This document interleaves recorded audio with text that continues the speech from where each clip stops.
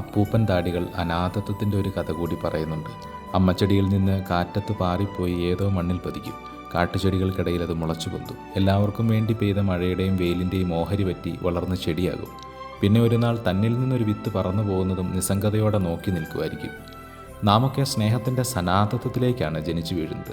രണ്ടുപേരുടെ സ്നേഹത്തിൽ ജനനം, അക്ഷരാർത്ഥത്തിൽ കൈനീട്ടി സ്വീകരിച്ച ചിലർ, എനിക്കായി മാത്രം ഒരുക്കിയ പാനീയങ്ങൾ, ഭക്ഷണങ്ങൾ, തൊട്ടിലുകൾ, കൈപിടിച്ച് വളർത്തിയവർ.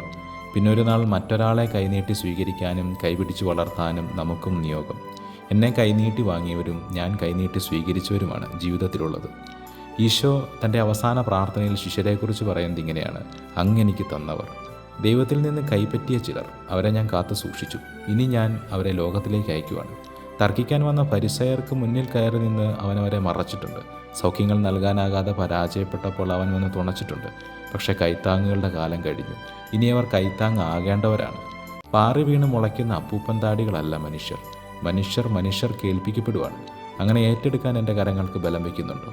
ഒത്തിരി കരുതലുകൾ ലഭിച്ചിട്ടുണ്ട്. ഇനി ഞാൻ കരുതേണ്ടവരെയൊക്കെ കാക്കാൻ, ആർക്കെങ്കിലുമൊക്കെ കൈത്താങ്ങാകാൻ എനിക്കും കരുത്ത് തരണേ.